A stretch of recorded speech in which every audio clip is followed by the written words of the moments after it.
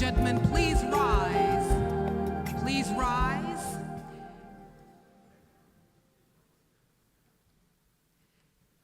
And with a resounding round of applause, please warmly welcome Her Excellency, the Vice President of the Republic of Ghana, Professor Nana Jane Opoku-Agyeman, who is arriving with His Excellency, the President of the Democratic Republic of Sao Tome and Principe, Mr. Carlos Villanova. A resounding round of applause for our special guests of honor as they join us for this closing ceremony and inaugural Africa Trade Awards 2026. Please, another round of applause.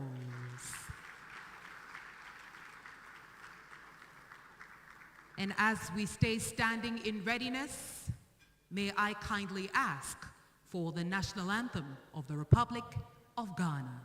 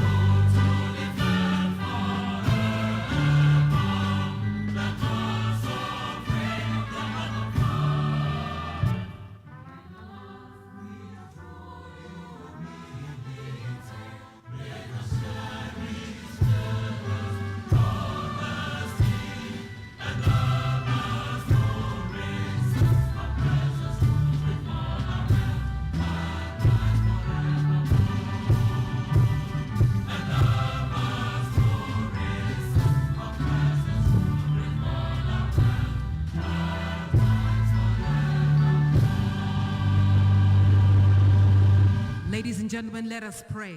Thank you, Father, for granting us this opportunity to be together one more time. Thank you, Father, for guiding our thoughts, our words, and our actions over the last 2 days. May we be inspired to lead the continent's prosperity, and may we be inspired to ensure that no one is left behind. Amen. Please take a seat. Your Excellency, the Vice President of the Republic of Ghana, Professor Nana Jane Opoku-Agyeman. Your Excellency, the President of the Republic of Sao Tome and Principe, President Carlos Villanova. Your Excellency, Monsieur Pascal Affi-N'Guessan, former Prime Minister of the Republic of la Côte d'Ivoire, honorable ministers here present, distinguished ladies and gentlemen, friends, Ghanaians, Africans. Ladies and gentlemen, it gives me great pleasure to formally welcome you to the inaugural Africa Trade Awards 2026. Please, at this point, let us give our industrious men and women who are building the continent, who are building with their bare hands and their ideas, a resounding round of applause. And now, to start off our program, it gives me great pleasure to ask that we be immersed in powerful culture, tradition, music, the pulse of the continent. Please warmly welcome Noyam.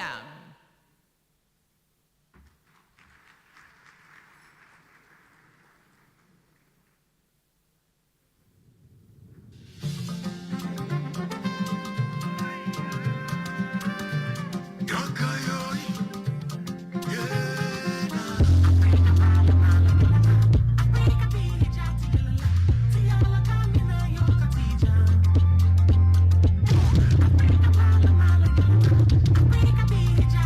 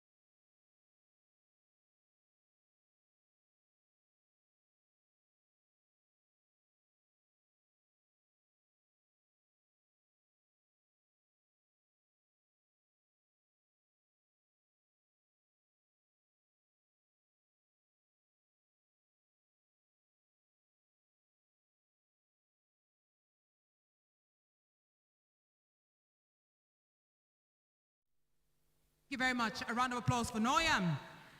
And now, ladies and gentlemen, please allow me to bring to the stage Nlaliban Wujanji, Summit Director of Africa Trade Summit, to give us a summary of the summit outcomes.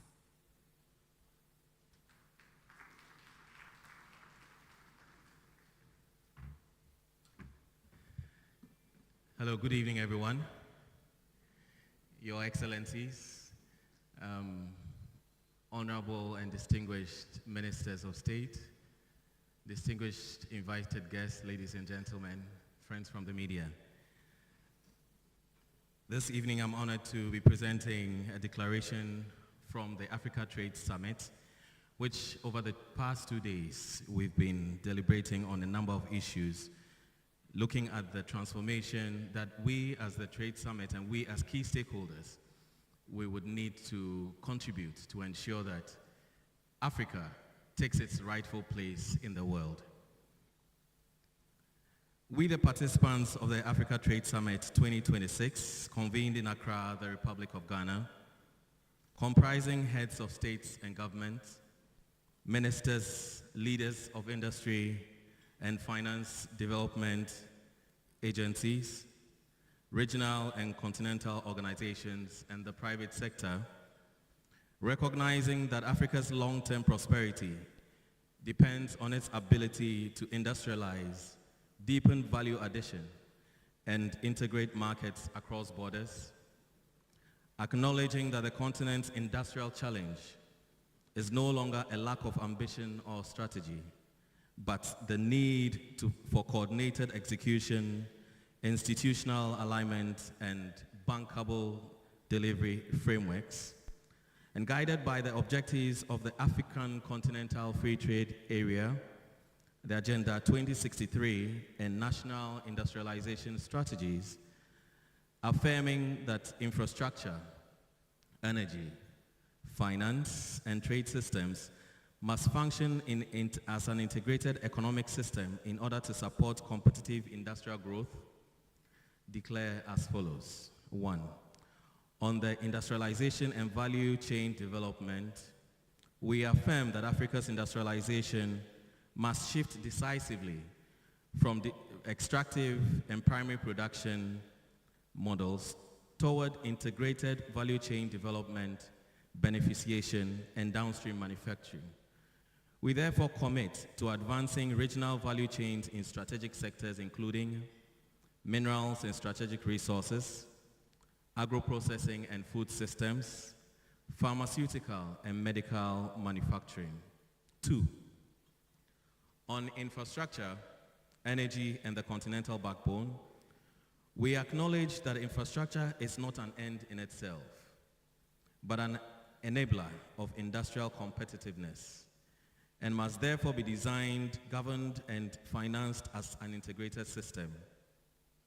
As a result, we commit to strengthening the continental backbone, that is the ports, rails, logistics corridors, digital trade systems, and cross-border connectivity as a prerequisite for industrial growth.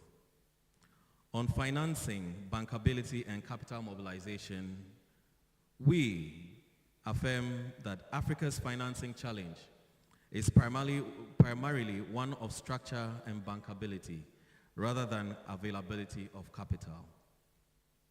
We commit to re-engineering public-private partnerships and blended finance instruments as industrial delivery platforms capable of mobilizing long-term capital for productive investment. 4. On investment promotion and deal making, we recognize that effective investment promotion requires coherence between policy, infrastructure, regulation, and market access.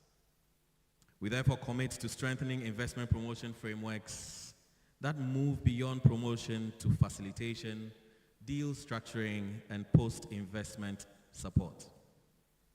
We encourage closer collaboration between governments, investment promotion agencies, financiers, industry platforms, and others to accelerate deal-making for industrial projects. 5. On industrial growth.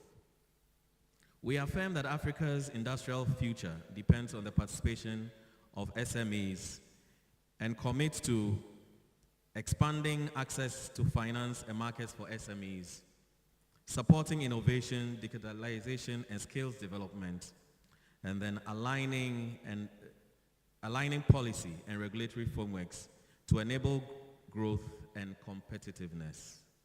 On institutional alignment and governance, we acknowledge that fragmented governance and institutional silos undermine industrial outcomes. We therefore commit to improving coordination across ministries, agencies, regional institutions to ensure coherent policy implementation. On implementation and follow-through, we affirm that the value of the summit will be determined by actions taken after its conclusion. We therefore invite We encourage the identification of priority corridors, sectors, and projects to focus on mainstream follow-ups and implementation of decisions here made.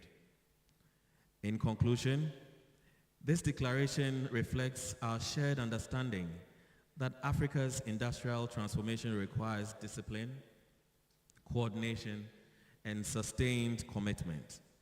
We recognize that industrialization is a long-term endeavor, demanding practical alignment between policy, infrastructure, finance, and markets. We adopt this declaration in the spirit of partnership and shared responsibility, with the conviction that Africa's industrial future depends on systems that function, that endure, and that leadership that translates its ambition into results. It's a prerequisite.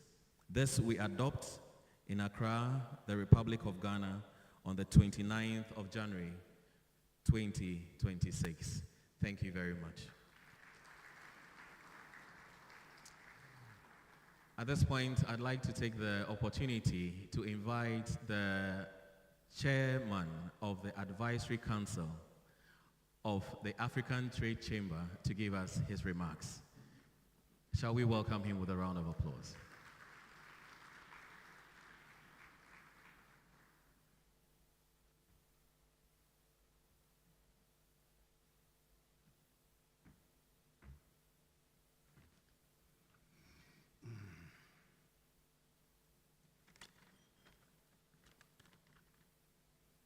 Your Excellency Carlos Villanova, the President of the Democratic Republic of Sao Tome and Principe, Your Excellency Professor J. Nana Pukwajima, our Vice President, Honorable Ministers, leaders of industry and finance, colleagues and partners.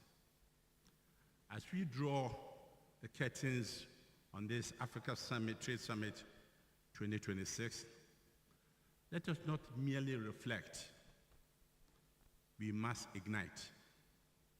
Over these two transformative days, we are plunged into the heart of Africa's industrial odyssey, financing the fire of progress, forging unbreakable infrastructure, harnessing energy standard, weaving seamless trade connectivity, elevating value chains, and uniting markets into an unassailable fortress.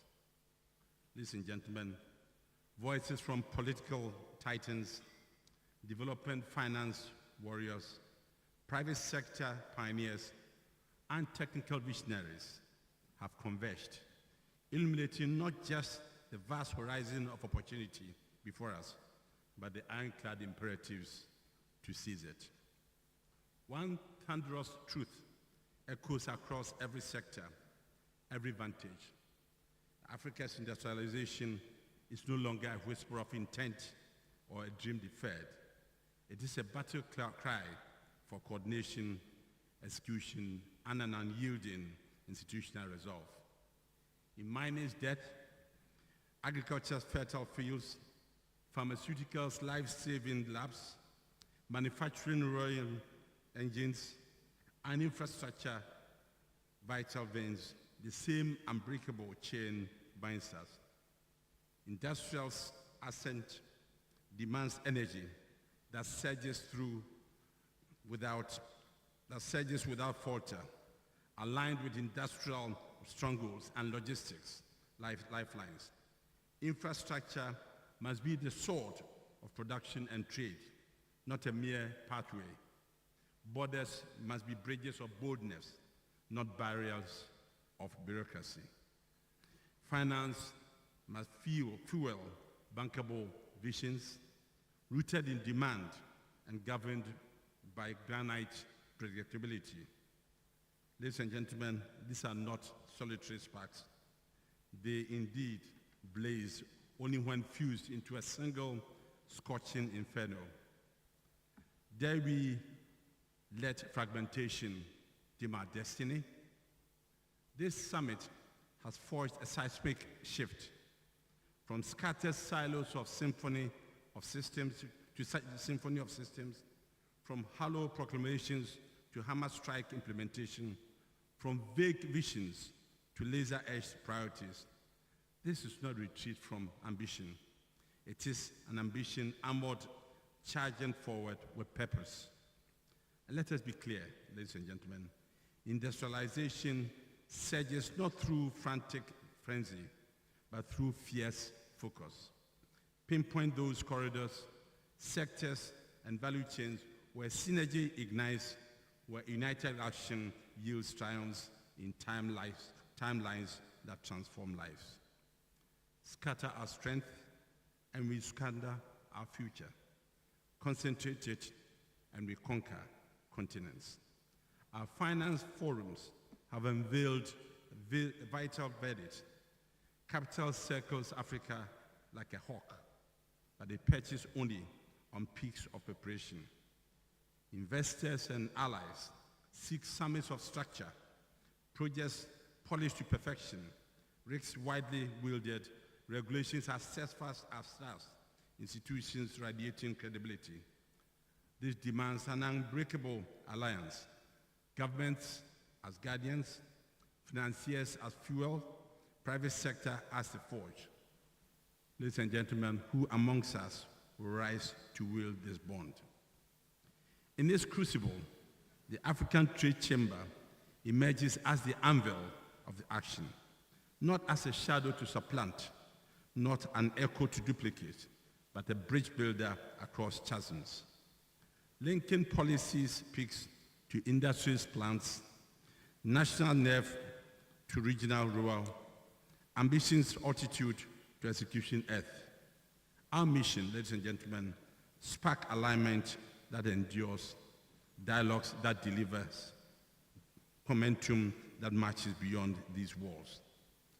Yet, ladies and gentlemen, the true measure, as we were told, of this summit lies not in echoes of eloquence here, but in the earthquakes of action ahead of us. Will partnership proclaimed mature into movements? Will priority corridors pause with progress? Will coordination carve canyons of change, even in increments? Will the fire in this room fuel factories on the ground? Ladies and gentlemen, the global gale howls. Supply chain shatter and reform. Industrial policies rise like phoenixes.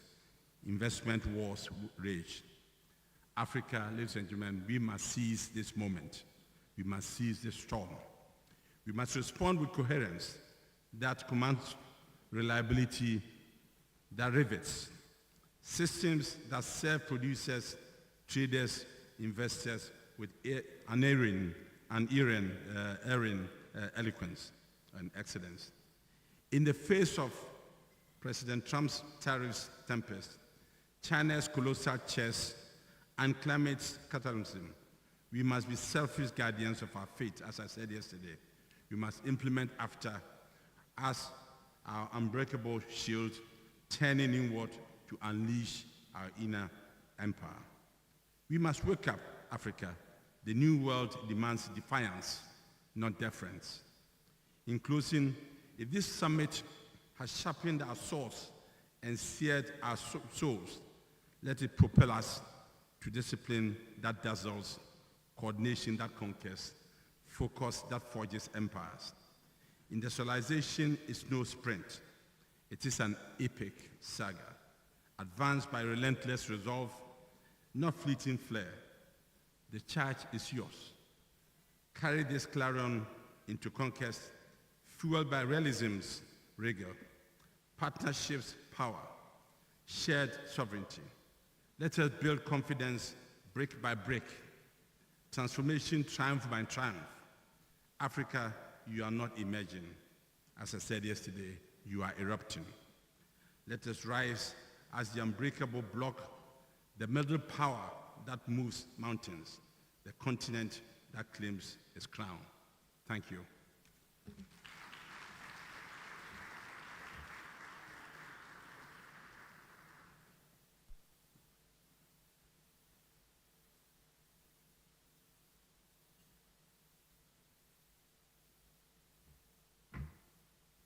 Ladies and gentlemen, may I ask for a resounding round of applause for the chairman of the advisory board of the African Trade Chamber, Sir Sam Esson Jonah. And now, ladies and gentlemen, it gives me great pleasure to bring to the stage His Excellency, the President of the Democratic Republic of Sao Tome and Principe, to give a special address. Please warmly welcome President Carlos Villanova.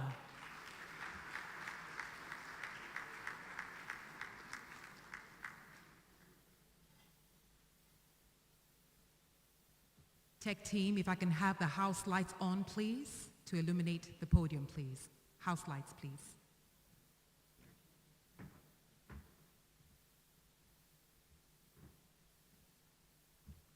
Your Excellency, Professor Jane Nana Opoku Adjemang, Vice President of the Republic of Ghana.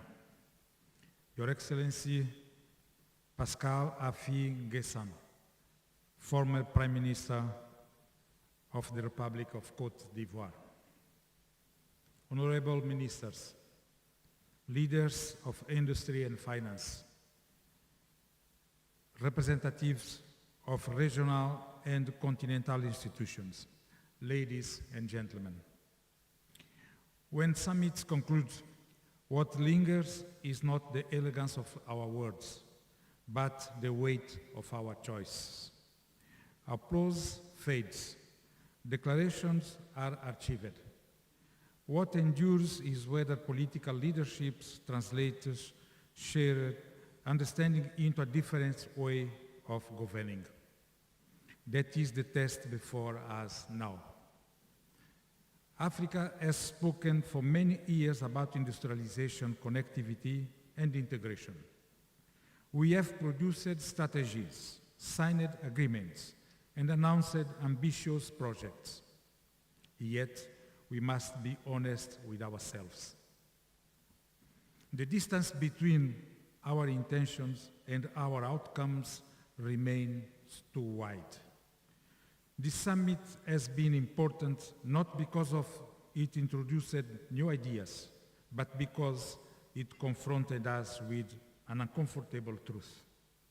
Africa's industrial future will not be determined by vision alone, but by whether we are prepared to change how we design, govern, and sustain the infrastructure of which that future depends. Across our continent, ports stand as symbols of progress. Railways are launched with pride. Power plants are commissioned with ceremony. And yet, factories still struggle to compete. Farmers still lose value between production and market. And traders still wait at borders longer than they move on highways. This is not because Africa lacks infrastructure.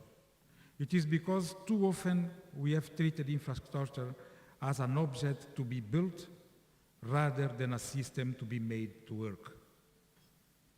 What we rarely acknowledge is that time has now become Africa's most expensive infrastructure deficit. Every year of delay compounds lost competitiveness, lost employment, and lost confidence. Infrastructure postponed is opportunity denied, not to abstract markets, but to millions of young Africans whose future do not wait for political comfort or administrative convenience. Delay today is not neutral. It carries a generational cost. We must therefore speak plainly about the nature of Africa's challenge. It is not primarily a shortage of capital. Capital exists in abundance globally. What it seeks is not rhetoric, but coherence. Investors, producers, and traders look for systems that function predictably over time. What they too often encounter in Africa are fragments. Ports planned without industrial zones. Industrial parks developed without guarantee power.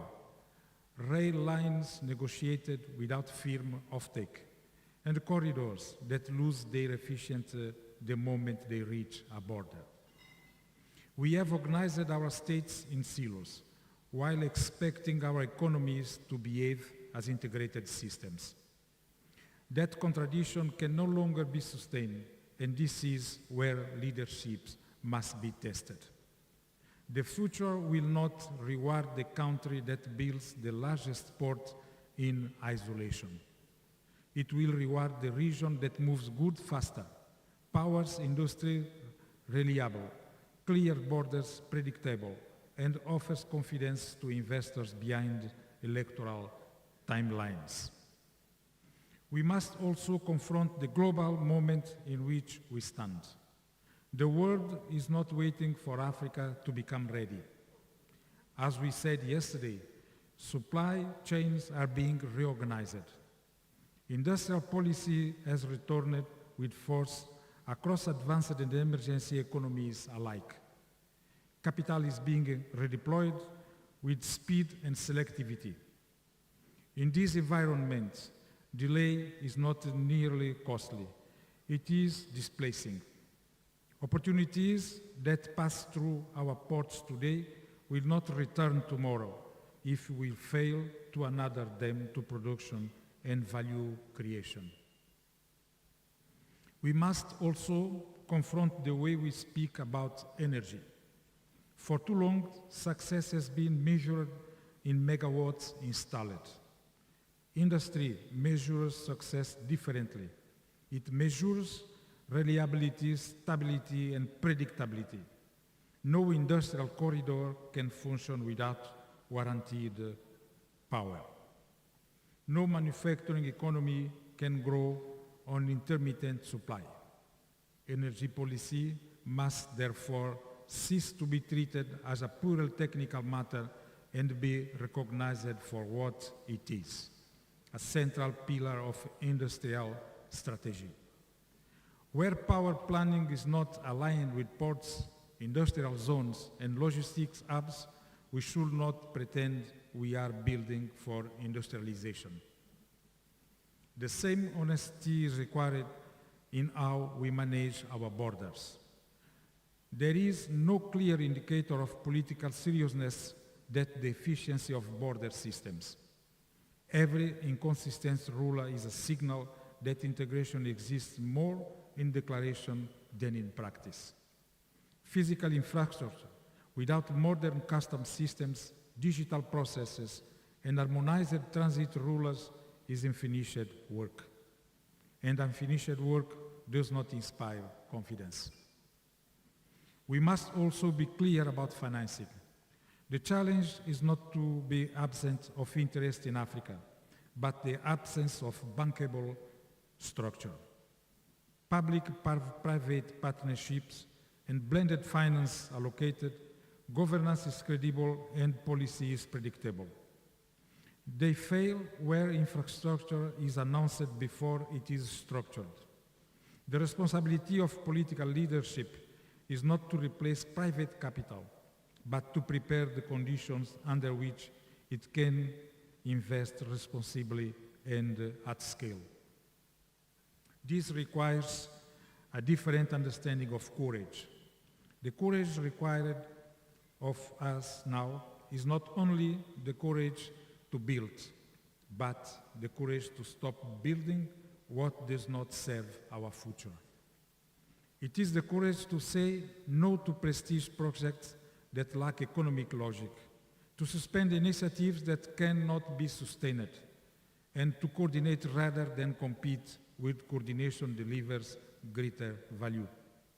Discipline must become our new ambition. Restraint must become our new measure of leadership. This summit therefore places a responsibility on us that goes beyond endorsement. It requires political adoption. It requires us to accept the infrastructure linked to industrialization must be planned and governed as integrated systems, not isolated assets. The regional corridors must be treated as shared economic instruments, not national trophies. That power reliability for productive sectors must be elevated as a strategic priority, and that summit outcomes must translate into timelines, institutions, and follow through rather than reports that gather dust. Our citizens, particularly our young people, will not judge this generation of leadership by how many strategies we endorsed or how many summits we attended. They will judge us by whether opportunity reached them in time.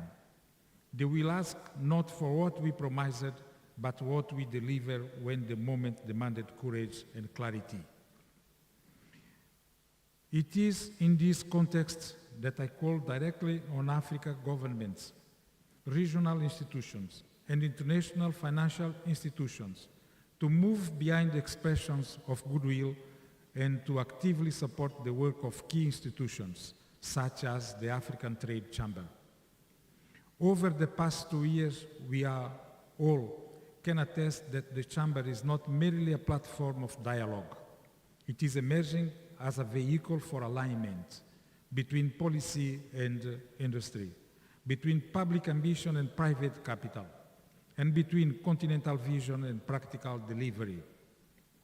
If Africa is serious about building industrial corridors, integrating value chains, and converting infrastructures into competitiveness, then institutions such as the African Trade Chamber must be strengthened, resourced, and empowered to do this work at scale.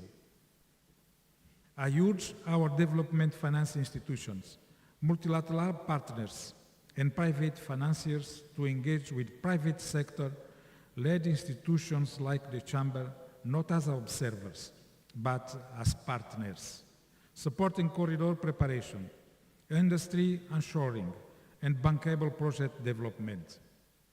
And I urge African governments to treat this platform not as an external initiative, but as an ally in delivery, one that can help bridge the persistent gap between policy intent and economic outcome. This is why the world ahead is uncomfortable. It will require cancelling projects already announced, subordinating national pride to regional logic, and enforcing coordination where fragmentation has been tolerated. There is no applause on this world, only outcomes. If Africa is to industrialize, this discipline is no longer optional. It is the price of relevance. I thank all of you.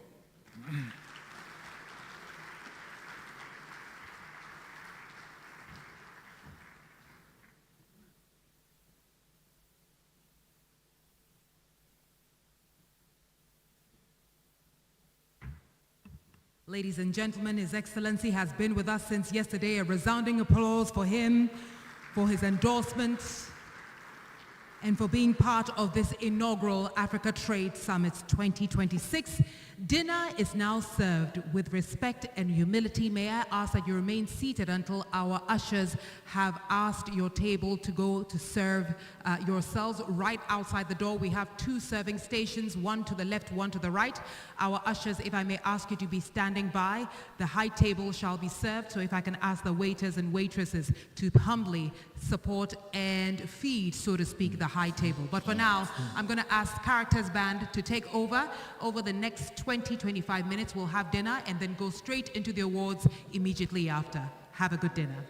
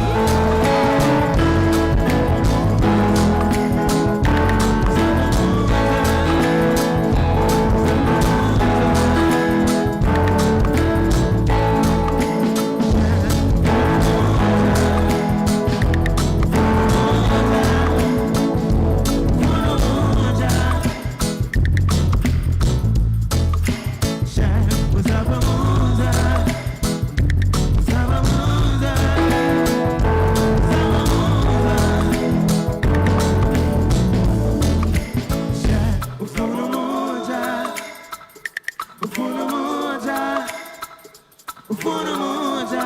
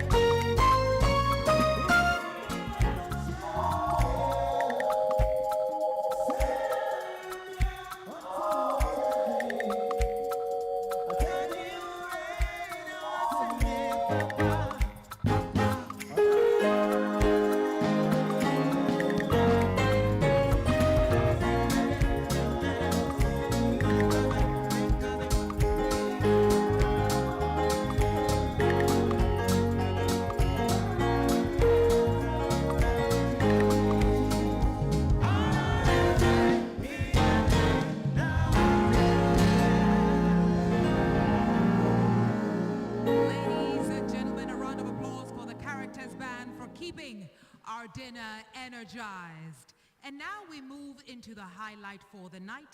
Ladies and gentlemen, our awards. But we start with a very interesting element.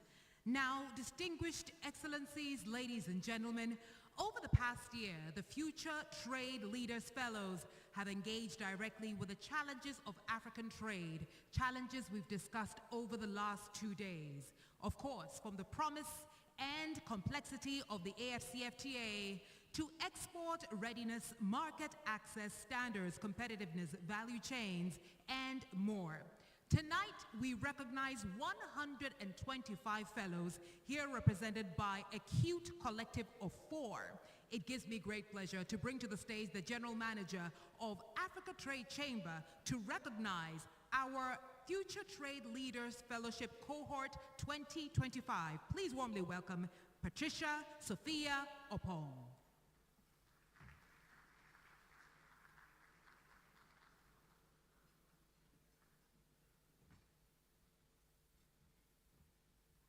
Excellencies, ladies and gentlemen, all protocols observed, I would like to bring onto the stage 5 of the fellows who recently completed the fellowship program from Nigeria and Ghana. That's Abdullahi, Mark, Benjamin, Gloria, and Joel. We were going to have an address from one of our fellows in Ethiopia. Unfortunately, we're having some technical challenges, so the address is going to be given by Benjamin on behalf of all of the fellows of the 2025 cohort. Thank you. Thank you, Patricia. Good evening. Your Excellencies, heads of states and governments, honorable ministers, leadership of the ATC, distinguished captains of industry, experts from different sectors, my fellow graduates. Good evening, ladies and gentlemen. This past year has been more than an academic exercise. It's been a rigorous journey into the heart of African integration. We entered this fellowship as professionals with various backgrounds, but we live as a unified cohort of trade experts. We have learned that trade is not merely about moving goods across borders. It is about moving Africa up the global value chain. My background in manufacturing has taught me that we cannot trade what we do not produce. To truly integrate, we must industrialize. The clarity we gained this year is simply yet profound.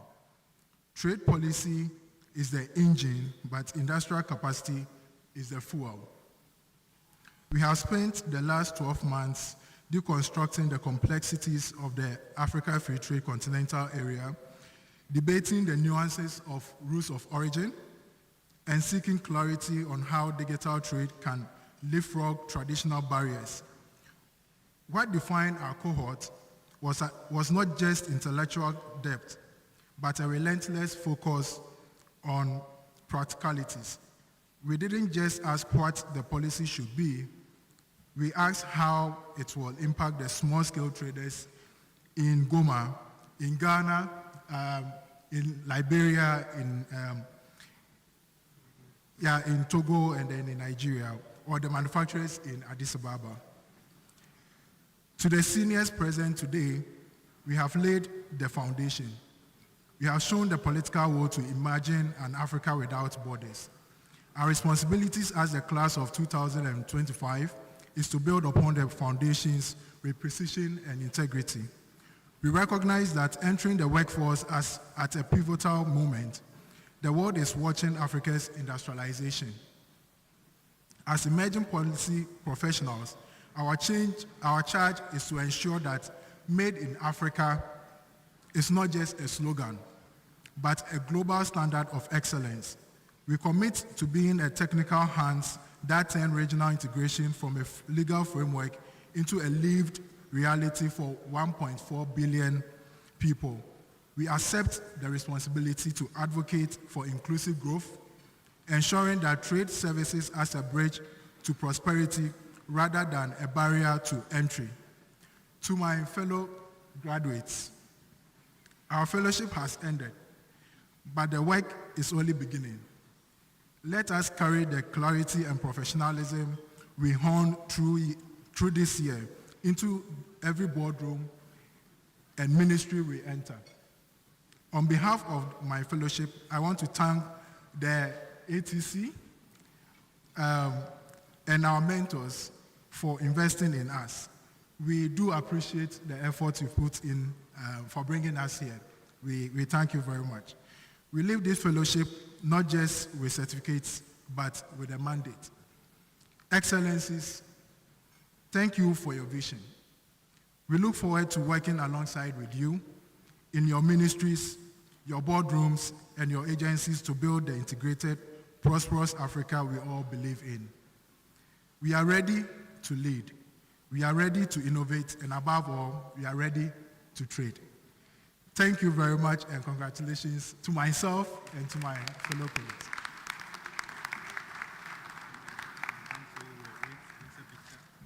Thank you very, very much, Benjamin. Benjamin was called upon at the very last minute to do this address, so well done, well done. So this is just a symbolic gesture of a certificate, which I'm going to be handing over to Gloria on behalf of all of the graduates of 2025, the Future Fellowship Traders Program. So, Gloria, if you go. Congratulations.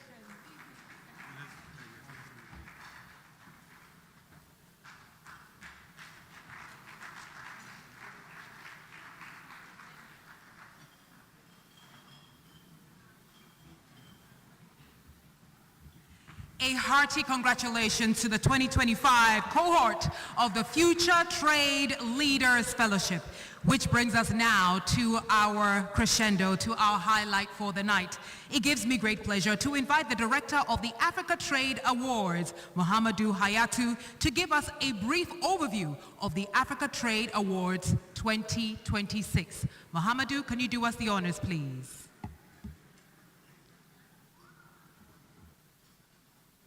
Please warmly welcome Mr. Hayatou, Director of Africa Trade Awards.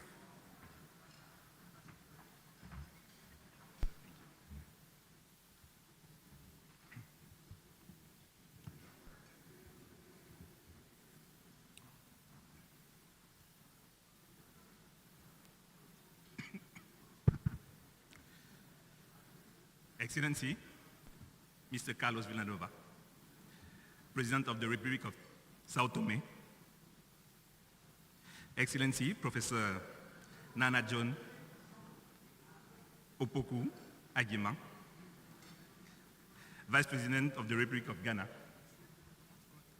Oh, thank you.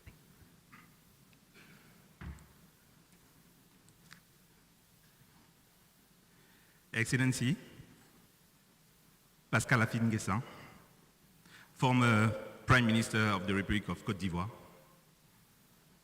honorable ministers, leaders from business, finance, and public institutions, distinguished guests, ladies and gentlemen, welcome to the Africa Trade Awards 2026. As the director of the Africa Trade, my responsibility this evening is to simply welcome you and explain why these awards exist, what they recognize, and how the decisions before us were reached. The Africa Trade Awards were established because Africa has moved beyond a phase where ambition alone can be taken as a progress. Across the continent, policies have been articulated, frameworks adopted, and capital mobilized. The question now is whether these efforts have translated into functioning systems, deeper industrial capacity, and more reliable trade across borders. These awards exist to recognize where the translation has occurred. The award are presented within the Africa Trade Summit because the summit itself was designed as a working platform.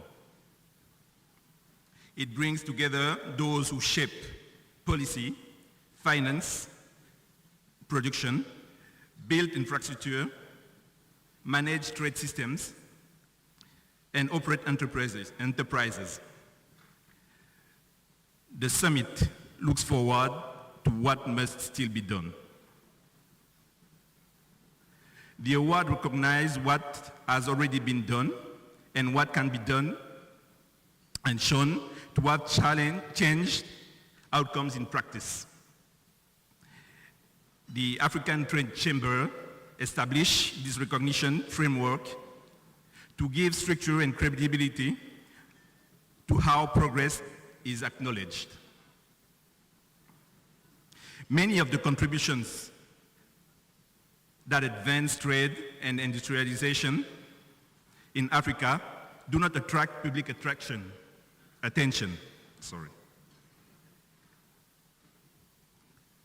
They are found in institutions that improve execution, in enterprise that invest patiently, and in decisions that hold steady over time. The purpose of the Africa Trade Awards is to bring those contributions into clear view. From the outset, the criteria were deliberately narrow. Visibility was not sufficient. Reputation was not sufficient. Scale alone was not sufficient. Recognition under the framework is based on evidence of delivery, evidence that policy was implemented, evidence that systems became more predictable, evidence that capital enabled production, logistics, and exports, evidence that enterprises expanded capacity and anchored value chains, evidence that institutions reduce friction in how trade actually works. This approach informed the structure of the awards. Recognition is through a tiered framework that reflects how transformation occurs. Some contributions reshape market across borders. Others deepen industrial value chains. Others make the daily system on trade function properly. Each plays a different role and is assessed accordingly. The first tier recognized leadership decisions that produced effect beyond a single country and altered how markets function and how capital and production systems were organized across regions.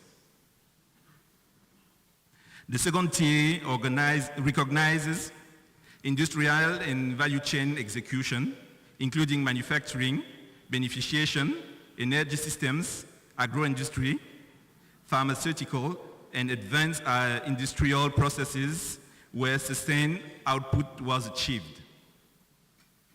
The third tier recognized trade systems and infrastructure where execution improved outcomes in logistics, ports, payment, trade finance, and regulatory enforcement.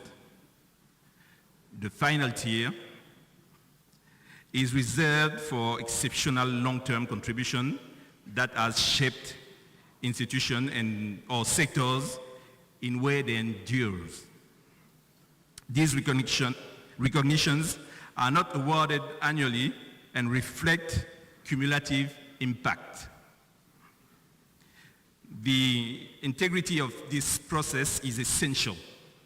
Assessment was conducted by an independent recognition and validation committee composed of senior professionals with experience across trade policy, industrial development, finance, market system, governance, and leadership. Members serve in their individual capacity and apply judgment grounded in practice.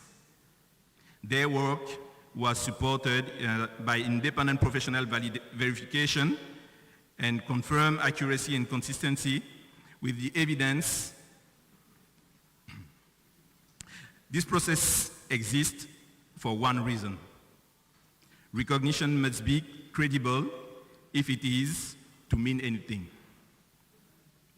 To those being honored this evening, this recognition reflects confidence and in the seriousness of your contribution and an expectation that the standards you have set will be maintained. Those not receiving awards tonight, this is not a measure of relevance. Transformation is cumulative, and this platform will continue to reflect that reality. As a director of the Africa Trade Awards, I thank you for your presence and for the scrutiny you bring to this platform. Africa's trade and industrial future will be shaped by what we choose to reinforce through recognition.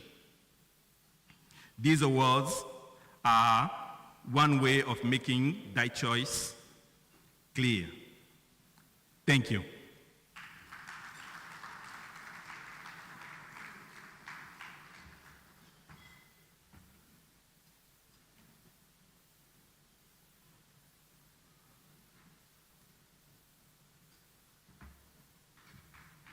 Thank you, Mr. Hayatu. And now, ladies and gentlemen, respectfully, over the next 20-25 minutes, we'll hand out the awards. We'll do it quickly, as some of our guests also have to leave us tonight quite early.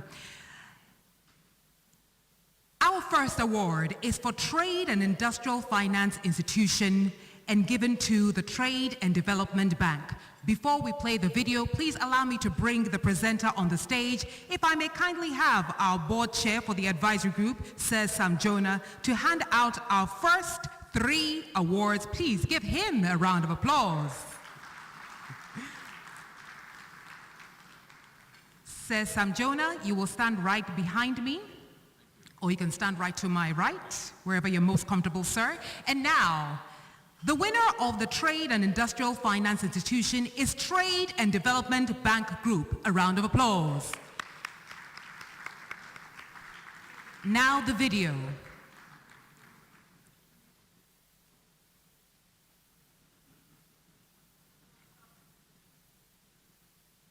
The board and advisory board members of the African Trade Chamber, distinguished guests, ladies and gentlemen.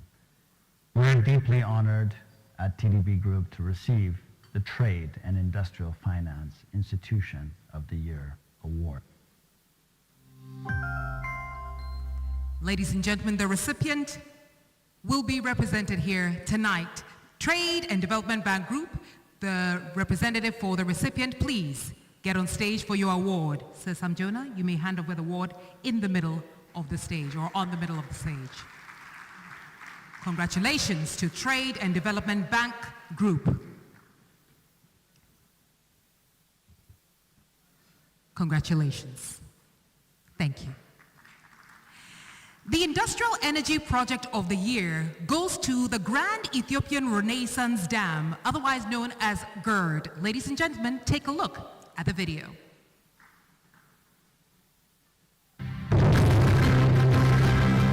Industrial Energy Project of the Year. The GERD delivering large-scale hydropower capacity with implications for industrialization, power reliability, and regional energy trade in East Africa. Its scale materially strengthens Ethiopia's industrial base while creating long-term potential for cross-border electricity trade supporting manufacturing and logistics.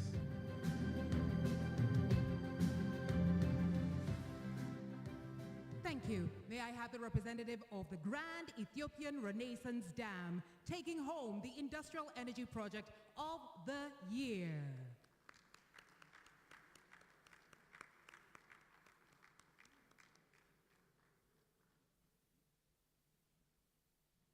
Another round of applause. Thank you. Thank you very much.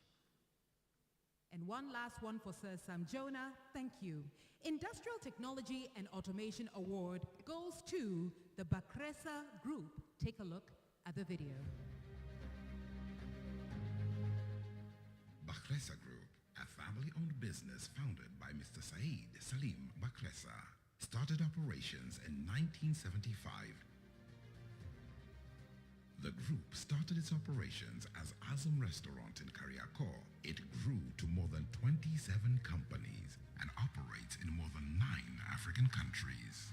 Saeed Salim Bakresa Company Limited, SSB, is the flagship company of the Bakresa Group.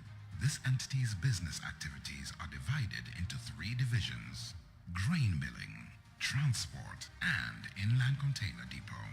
Azam Polysacks Limited, APL, is Tanzania's leading manufacturer and exporter of polypropylene and HDPE woven bags and fabrics. Bakresa Group is engaged in fruit processing and carbonated soft drinks under BFPL, producing Azam-branded products like ice cream, juice, Uhai water, carbonated soft drinks, and fruit products. Azam Bakeries Company Limited, Tanzania, was established to satisfy the growing demand. Ladies and gentlemen, Bakresa Group taking home Industrial Technology and Automation Award. Thank you very much, Sir Sam Jonah, for doing us the honors. Our next 3 or 4 awards will be handed out by Her Excellency Fatu Haidara. Please warmly welcome Her Excellency Fatu Haidara.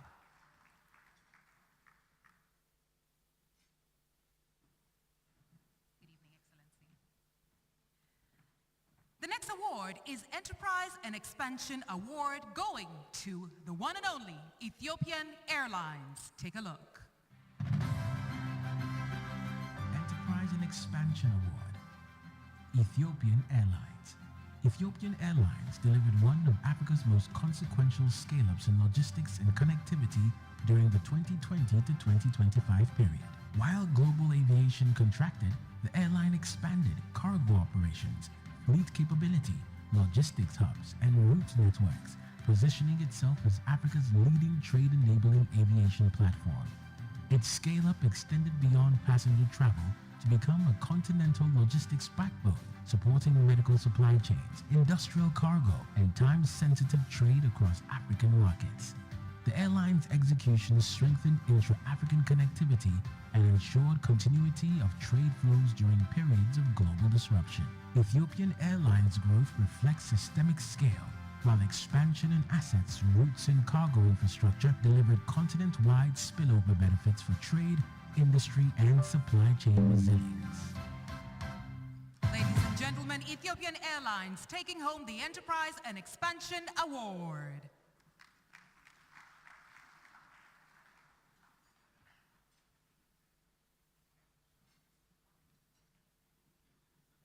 A round of applause for our dear friends at Ethiopian Airlines. Congratulations.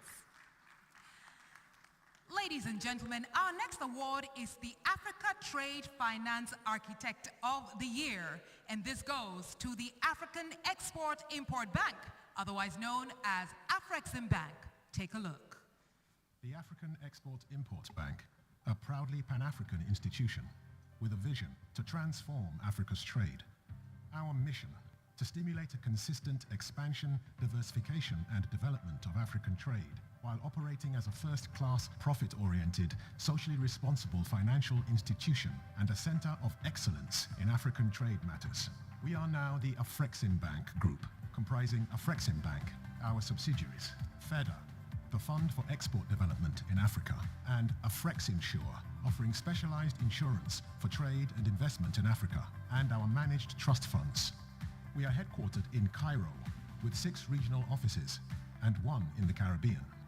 Today, we represent global Africa, with 53 participating African states and 13 participating Caribbean states. Ladies and gentlemen, the winner of the Africa Trade Finance Architect of the Year, Afrexim Bank. If I may have the representatives here on stage picking up this extraordinary award.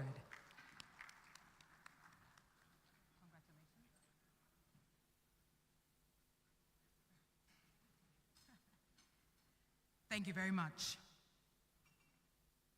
Congratulations. Your Excellency, you have one more for me, kindly. Ladies and gentlemen, our next award is the Advanced Manufacturing Excellence Award going to El Sawadi Electric. The Advanced Manufacturing Excellence Award, El Sawadi Electric. El Sawadi Electric operates advanced manufacturing of cables, transformers, and electrical equipment across several African countries. Its facilities meet international technical standards and supply industrial, power, and infrastructure projects continent-wide.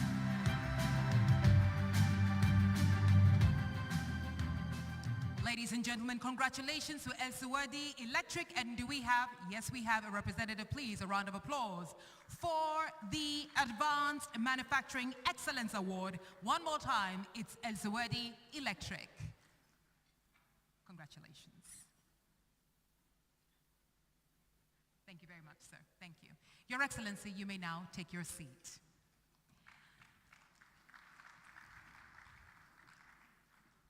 For the next group of awards, please allow me to bring to the stage His Excellency Nguessan, former Prime Minister of the Republic of la Côte d'Ivoire. Please warmly welcome him as he takes his position to present the next few awards. As His Excellency has now joined us, I would like to announce the Intra-African Trade Systems Champion of the Year, going to the Republic of Rwanda.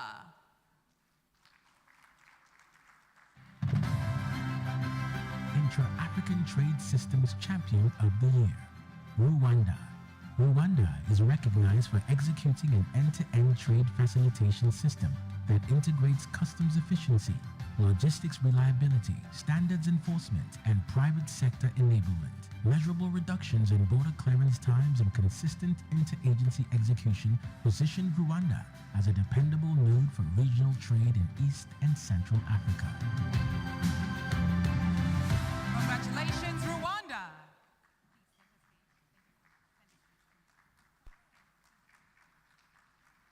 And we have the wonderful Excellency, the Ambassador to the Republic of Rwanda, joining us.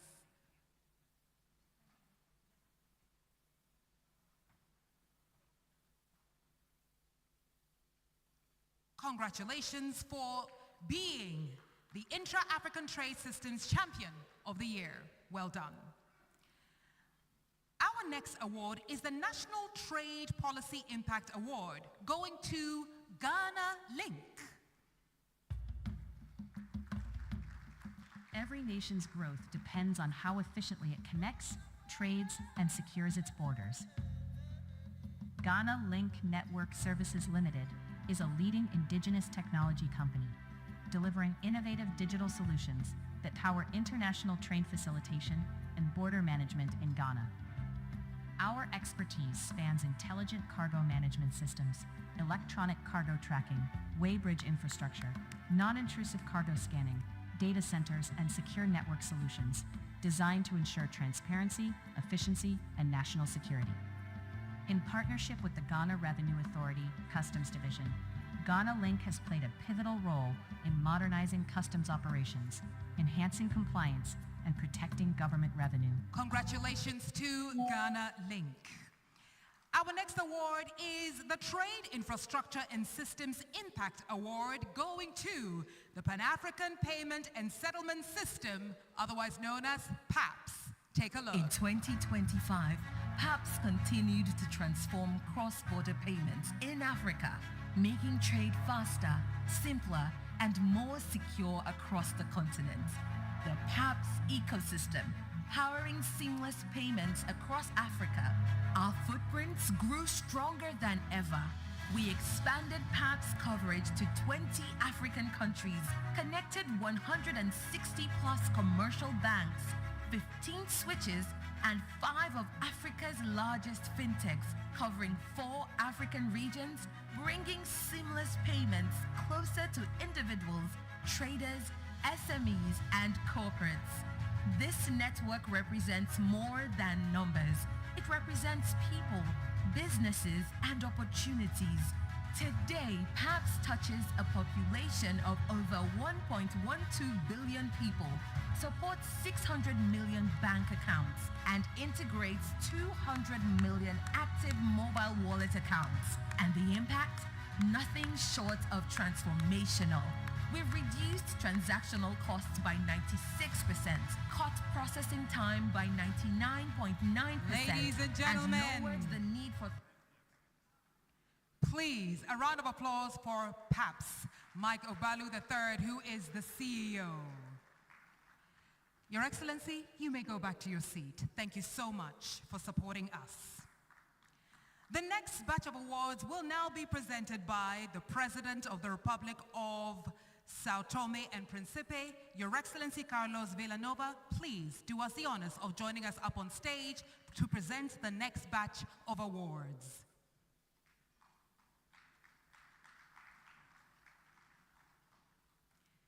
And as His Excellency is joining us on the stage, we go to our next award, Pharmaceutical and Health Manufacturing Excellence Award, given to Aspen Pharmacare. The Pharmaceutical and Health Manufacturing Excellence Award to Aspen Pharmacare.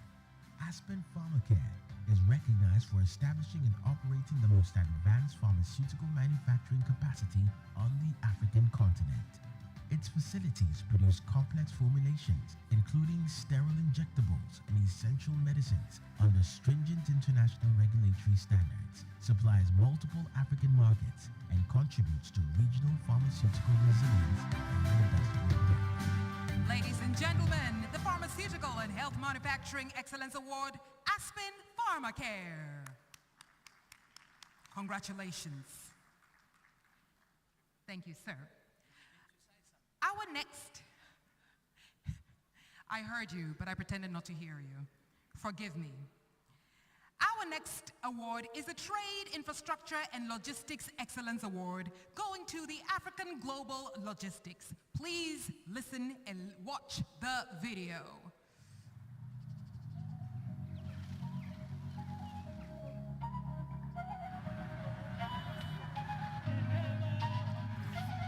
Listen.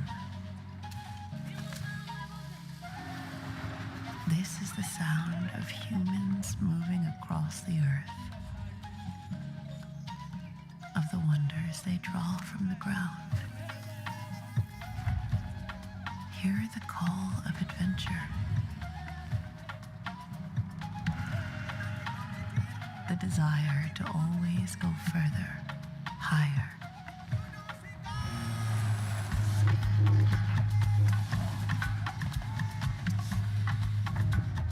Strength of a network that supplies power to the heart of Africa to make it beat day after day. It's the sea. It's the port. It's the rail. It's the road. It adorns itself with 1,000 colors, 1,000 songs, 1,000 smiles. It is the logistics of the African continent. Thank you. Ladies and gentlemen, Trade, Infrastructure, and Logistics Excellence Award goes to Africa Global Logistics. Do we have a representative here for Africa Global Logistics? Thank you very much, sir.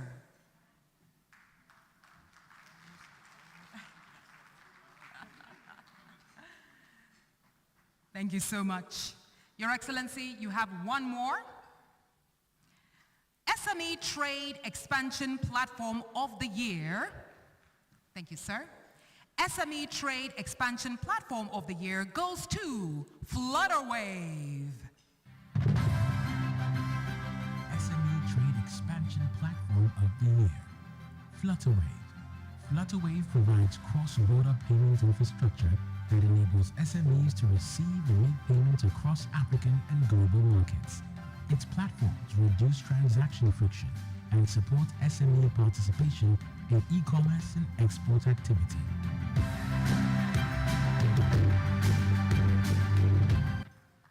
Ladies and gentlemen, the award is going to Flutterwave for SME Trade Expansion Platform of the Year. A round of applause, please. Your Excellency, you are free to go. Thank you so much, Your Excellency. And now, ladies and gentlemen, our last three awards will be honorably and respectfully presented by Her Excellency, the Vice President of the Republic of Ghana, Professor Nana Jane Opoku Ajiman.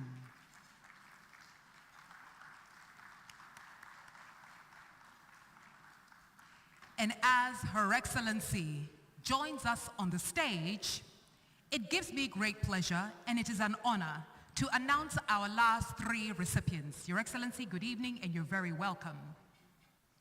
Africa Trade Leader of the Year goes to Professor Benedict Orama.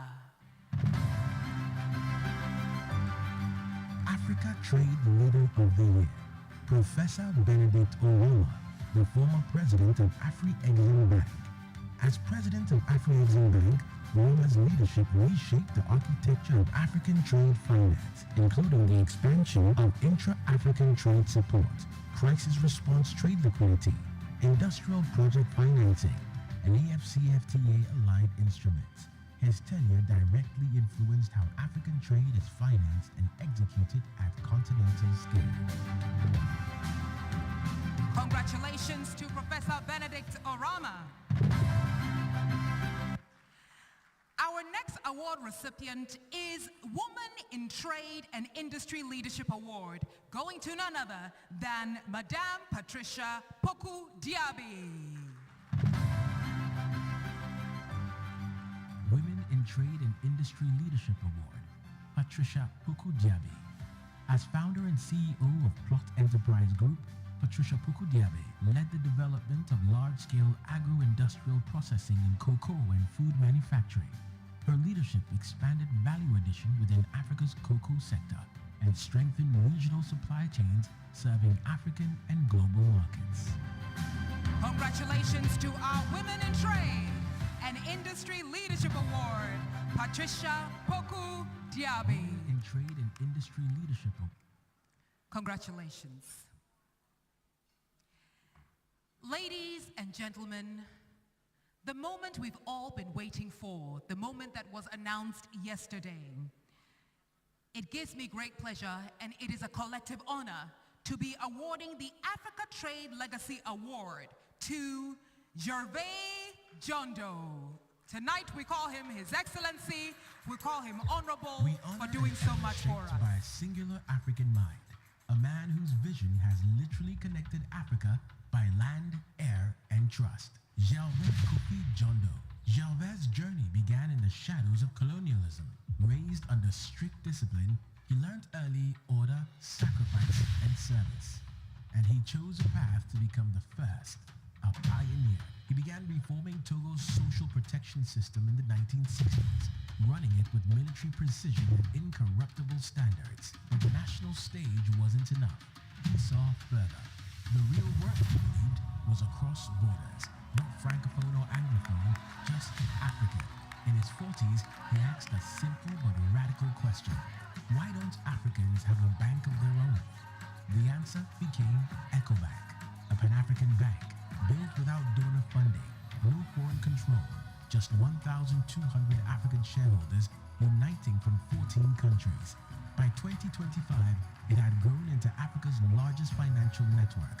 Ladies and gentlemen, our Africa Trade Award 2026 goes to the Honorable, the Excellency, the Extraordinary Gervais Jondo.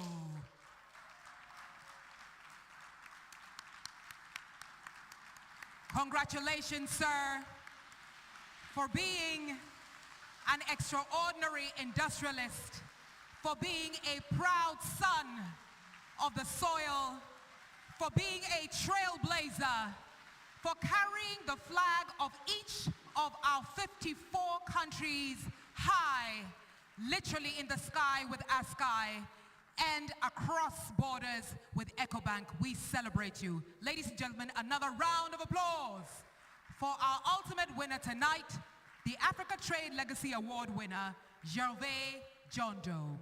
The presentation being made by Her Excellency, the Vice President of the Republic of Ghana. Another round of applause. Thank you. Thank you very much.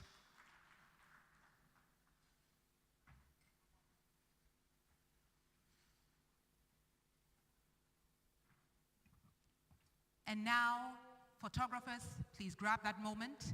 And I will now ask Her Excellency, the Vice President of the Republic of Ghana, to give us the closing remarks or her keynote speech, which will also be used diplomatically as the closing remarks of the Africa Trade Summit. Your Excellency, your audience. Audience, please, another round of applause for the Vice President of the Republic of Ghana.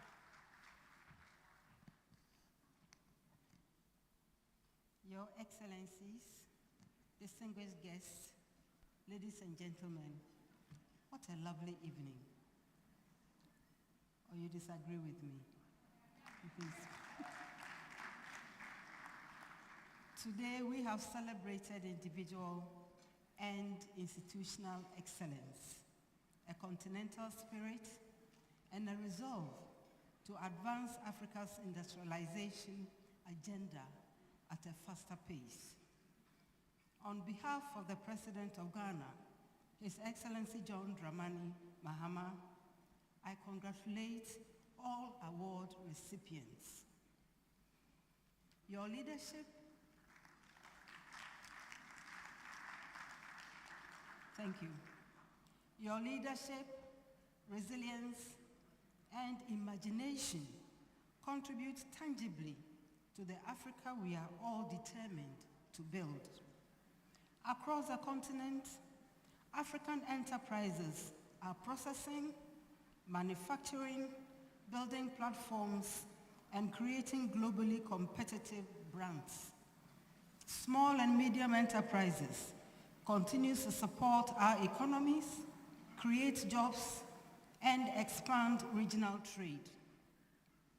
This is a decisive moment in Africa's economic history.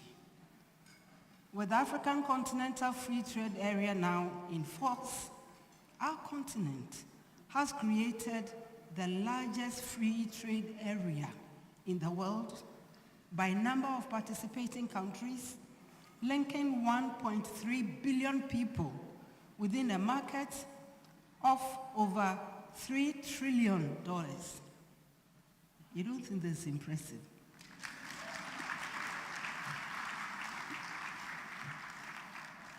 The promise is immense, but the work ahead remains substantial. Intra-trade, African trade has grown, but still accounts for a modest share of the total trade. This gap reminds us that integration is accomplished through agreements, which must then be implemented by infrastructure, institutions, and political will. Africa's earlier generations understood this truth. Leaders such as Dr. Kwame Nkrumah believed that political independence without economic independence was incomplete. Pan-African integration is therefore necessary for African economic sovereignty. Sovereignty means that Africa processes her resources, builds her infrastructure, and creates jobs for her people. It means that trade within Africa is easier than trade beyond it. Sovereignty calls for replacing fragmentation with scale and dependency with resilience. Distinguished ladies and gentlemen, we need to build the habits, incentives, and institutional discipline required to sustain our agreements and declarations over time. Continuity must be understood as an economic condition. Investors price it, businesses depend on it, workers plan their lives around it. Unpredictability implies risk, and risk raises costs, delays investment, and pushes opportunity elsewhere. Economies that grow steadily allow reforms to take root, measure outcomes honestly, and adjust course where necessary. Value creation, likewise, emerges when finance, skills, logistics, regulation, and market access align over time. Where even one of these elements is weak or inconsistent, value is affected. Africa's historical experience offers clear lessons, and industrialization in the light is a disciplined correction of misalignment undertaken patiently with coordination and with the understanding that results compound slowly before they become visible. Ladies and gentlemen, the same discipline applies to regional integration.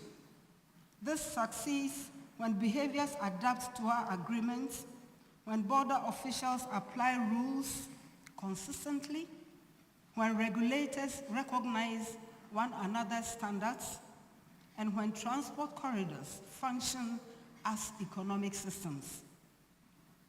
Economic transformation, skills, and industrial capacity take years to build. Infrastructure yields returns over decades. These timelines are not constraints. They are the very conditions that make transformation durable. So, when decision-making is compressed into short cycles, as experience has shown, trade-offs risk becoming distorted. Maintenance may be postponed and the human capital underfunded.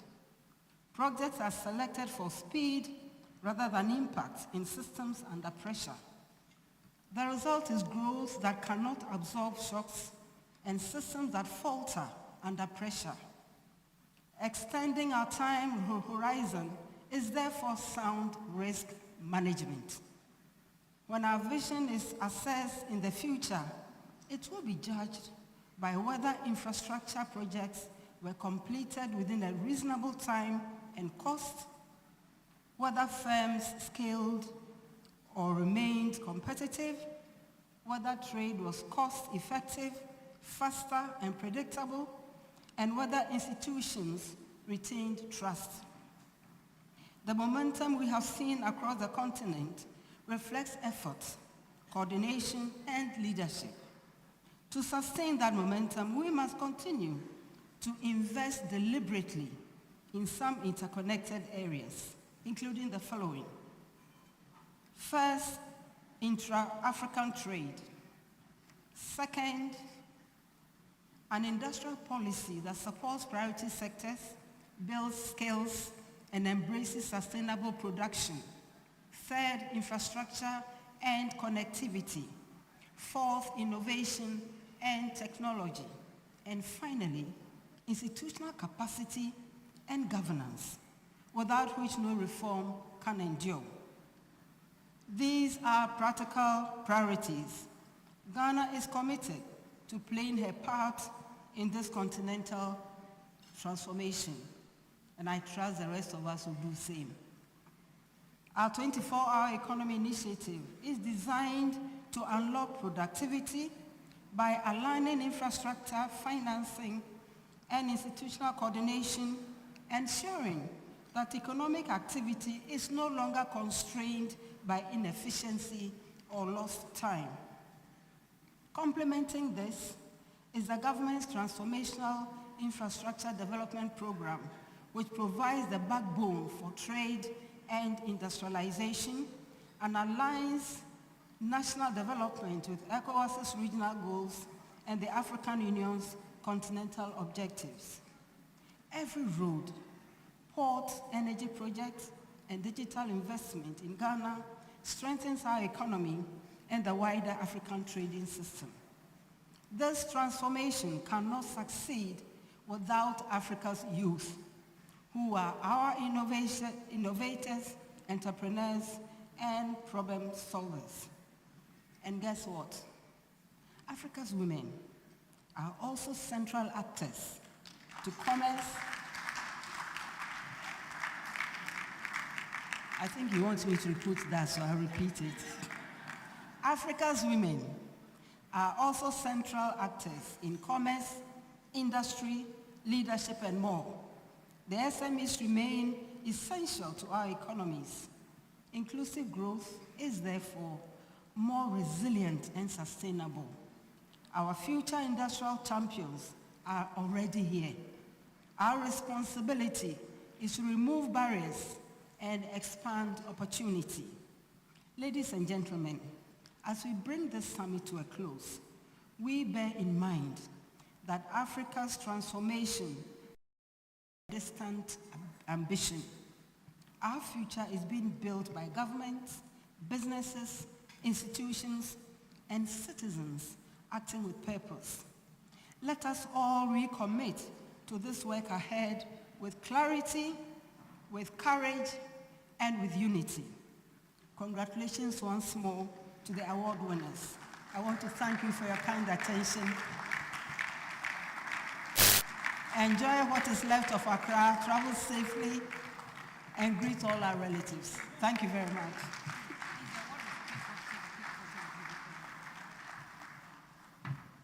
May I ask the award recipients, each of you to quickly, all of you to quickly join Her Excellency, and also Benedicta, if you can also bring on the chairman of the advisory board for a very quick photo for Her Excellency who has got to leave. If we can do this very quickly. Award recipients, one representative each, please hurry up. Everybody kindly join us on stage. Oh, yes. Or join us on the floor, please. Your Excellency, kindly. And if we can usher in, yes, please. If we can do this smartly, respectfully. Also, we'll be joined by our Legacy Award winner. Award recipients, one representative each, kindly. His Excellency, the President of Sao Tome, joining us, please. May I kindly ask everybody to remain where you are seated, where you are standing, kindly, for this moment with Her Excellency, after which she will bid farewell. Recipients, if we're all ready. Excellencies, high table, if you've joined us, please position yourselves well for this history that we are collectively making. Photographers, please let us be ready. Let us be ready. Benedicta, let us be ready. Photographers, please do us the honors. Recipients, one award recipient per person. Our advisory group, please. And in 3, 2, 1, congratulations one more time. Ladies and gentlemen, a round of applause. Our winners of the inaugural Africa Trade Awards, and of course that also brings us to the end of the Africa Trade Summit 2026. Congratulations to one, to all, and let us build a continent, one idea at a time. Thank you so much. You may now go to your seats, kindly. Please stand in readiness to close this with the national anthem, but please go back to your seats, kindly, everybody.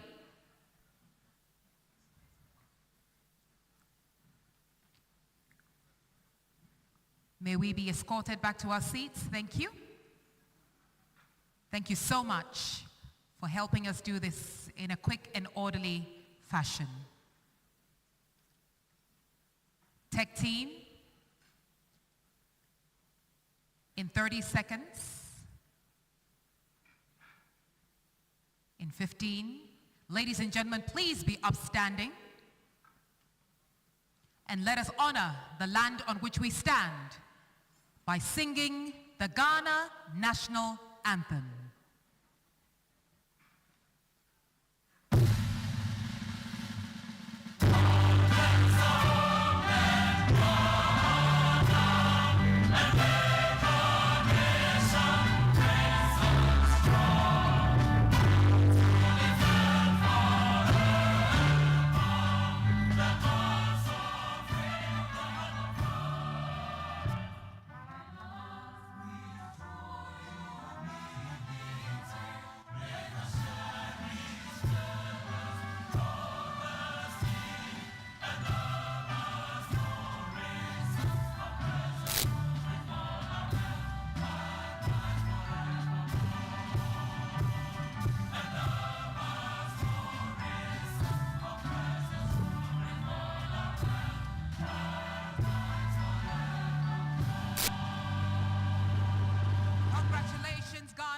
Congratulations, Africa, for successfully rolling out the first Africa Trade Summit. Ladies and gentlemen, Her Excellency, the Vice President of the Republic of Ghana, will now bid us farewell. His Excellency, the President of Sao Tome and Principe, will now bid us farewell. His Excellency, the former Prime Minister of La Côte d'Ivoire, will now bid us farewell.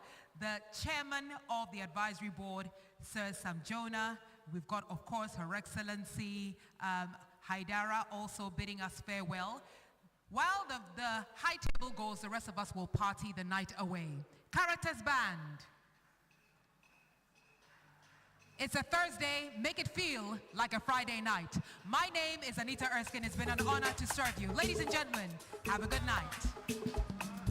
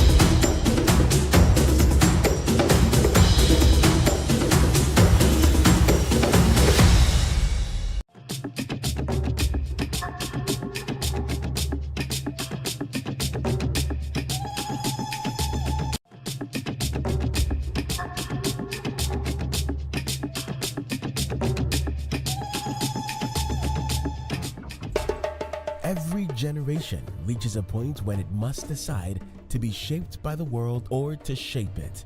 Africa has reached that point. We are not waiting for opportunity. We are building it through production, through investment, through trade. From Africa's industrial corridors to the ports of Durban, from Lagos to Nairobi, Addis Ababa to Abidjan, a continental economy is taking form. The age of extraction is ending. Africa is processing what it produces. Africa is manufacturing what it consumes. We are defining our value on our own terms. Across 1.4 billion people, one market is uniting our industries. One framework is opening our borders. One vision is guiding our growth. The African Continental Free Trade Area is no longer a proposal. It is the operating system of Africa's economic future. But progress does not build itself. It requires discipline, partnership, and direction. Out of that resolve comes a new platform where enterprise meets policy and strategy becomes structure. The Africa Trade Summit 2026 from the 28th to the 29th of January at the Kempinski Hotel, Gold Coast City, Accra, Ghana. A convening of heads of state, business leaders, and development partners financing Africa's value chains, strengthening cross-border enterprise, and advancing the continent's industrial transformation. It will be held under the patronage of His Excellency John Dramani Mahama, President of the Republic of Ghana. Africa's direction is set. We are not the story of what could be. We are the proof of what will be. Our future will not be negotiated elsewhere. It will be engineered here in our factories, our ports, our policies, and our partnerships. Africa's transformation will not be given, it will be built, and the building has begun.